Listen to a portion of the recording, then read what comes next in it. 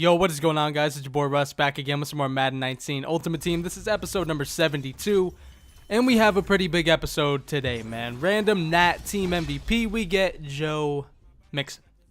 Ew. Luckily, we can go ahead and re-pull these cards. So I'm finally getting into these 97 overall Nat whatever pulled cards. I do end up actually pulling a bundle, which, you know, honestly, this late in the year is not smart. I'll be completely honest. Pulling a bundle this late in the year is not the smartest thing in the world, especially since my team is pretty solid and I honestly wouldn't get that much better, but I always get that urge to open packs every once in a while, and, you know, today was just one of those days, or when I was actually recording this was one of those days, man. You know, like I said, I do not advise actually pulling a bundle this late in the year, but you guys will see, you know, here in a minute, I do go over the highlights and stuff like that and kind of show the bundle, because it was pretty good, man. But right here, we get Eric Ebron. That's a really good card. We've been looking for a good tight end. As a matter of fact, I think I said in the last episode that I wanted to get a new tight end, and it's been something I've been looking at for a while. So you know what? We got Eric Ebron, man. He'll be a mainstay on the team. I've played with him for a bit now, and he's really good. But right here, Ndamukong Suh. That's pretty good, man. You know, this was a $100 bundle. I will not, you know, lie. That's why I showed it. You know, I spent the money. You know, I always say don't judge people for what they want to spend their money on. This was not a smart investment. I mean, of course it makes the team better, therefore it makes the videos better, you know, or I should say, this makes the team better, makes the gameplays better, makes the videos better. But you know what, all in all, man, pulling bundles this late in the year just really isn't worth it, especially since when this is the time of year that EA, you know, they really start to drop stuff that just keeps people interested, like dropping solos that give you free 98s, free 97s, which they've honestly kind of done all year with like the promo cards, but I'm assuming they're going to go heavy with it later, and I don't know. Opening a bundle wasn't the smartest thing in the world, and I don't know. I just got the urge, man. But you know what? This bundle was honestly kind of shit, other than a couple of pulls, man. We got Ndamukong Suh. I said it was kind of solid, but honestly, all in all, it was kind of a shit bundle. Not great. Lorenzo Alexander, 95 overall. We do actually end up quick selling him to get another 97 Nat.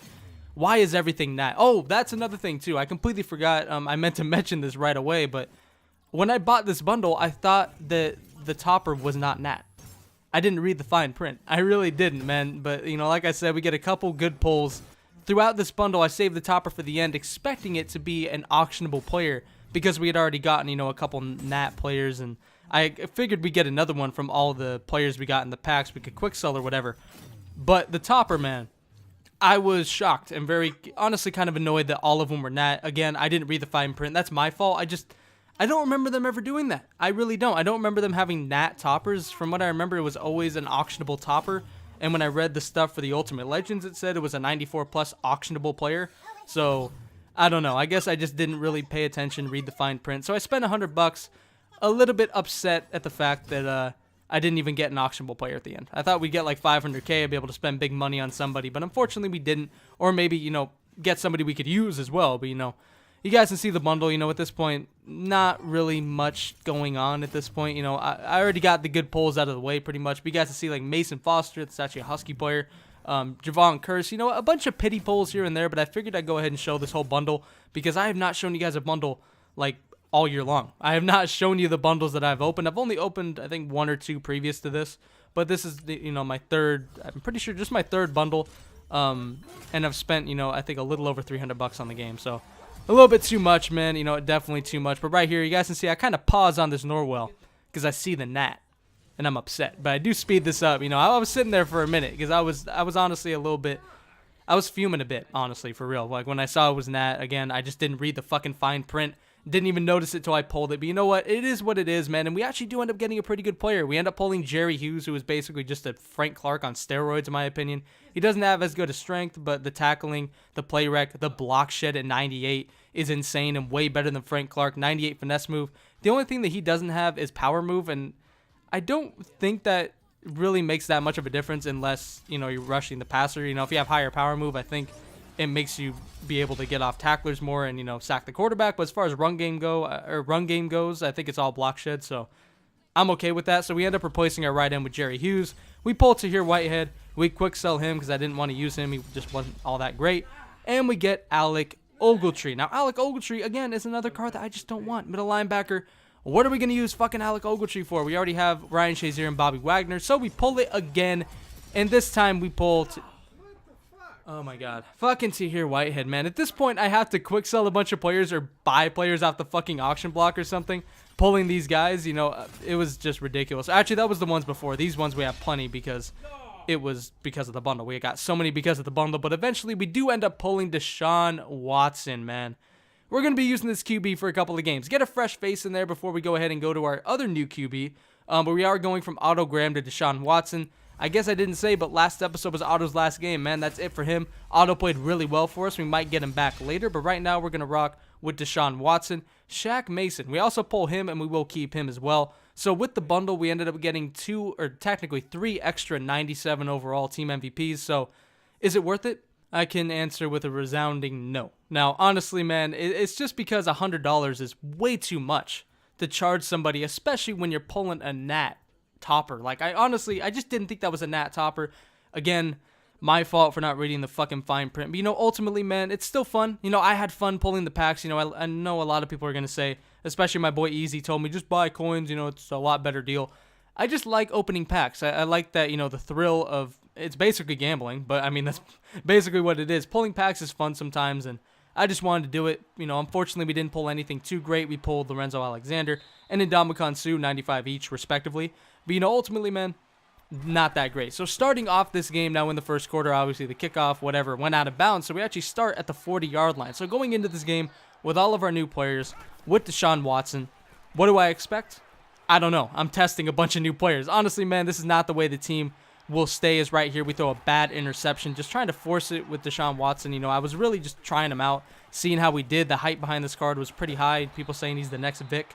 So I figured, let's try him, see how he does, and I came out passing, and I throw a bad pick, man. But, like I said, just trying out some players in this game. Team will change. I'll probably end up, changing a couple of people, especially Deshaun. I do actually already have another QB that I'm going to be using instead.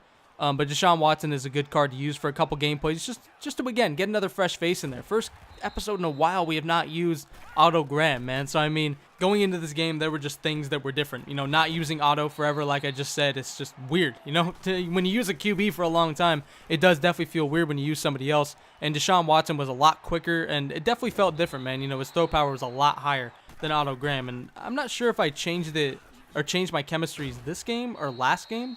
I'm pretty sure it was this game, man. When I got Deshaun Watson, I wanted to change my chemistries. Now, I wanted to change my chemistries beforehand, but I wasn't sure which ones to go with, so I went with Go Deep and Zone Run. So we're not running West Coast anymore. We're running Go Deep and Zone Run. So this Deshaun Watson actually has 99 throw power and 95 throw deep, instead of our usual +3 throw accuracy short and +3 throw under pressure. So that is another thing that I changed on my team. We do have new chemistries. We have run stuff for front seven and lockdown for secondary now. So maybe that's why Richard Sherman got that extra pick, man. He's got that extra zone, extra man. Probably just made him play the ball a little bit better, maybe. He has not made a ton of plays on our team at number one corner, but he just hasn't gotten torched mainly. And that's really all I'm worried about. But, as I was saying, man, just with all the upgrades and stuff, I'm playing this game a little bit differently, just kind of messing around. Seeing how Deshaun Watson plays, hopefully, seeing my defense improve with, the couple of upgrades we made there. But right now, this game's 0-0. We had to punt after we got that pick with Richard Sherman, so nothing comes of it. And then right here, he just dots us, man. We have him stuck on the 4-yard line, and just, unfortunately, he just dots us, man. Not really much else to say there. Just completely dots us as Richard Sherman. It's coming out party, man. Like I said, Richard has not made many plays for us, but right now he has 2 picks in this game.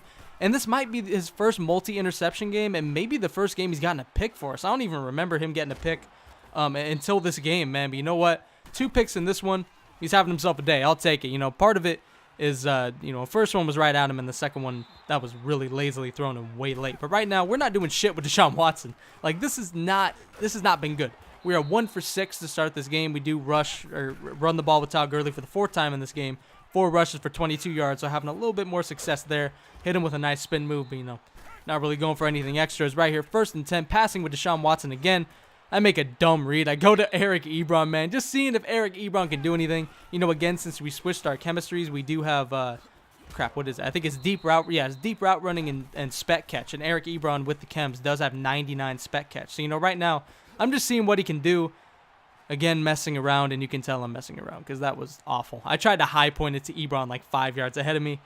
Instead, I throw the pick 6. You can just tell, like, looking at some of the stuff I was doing in this game, that I was being really, really dumb and really trying to force it.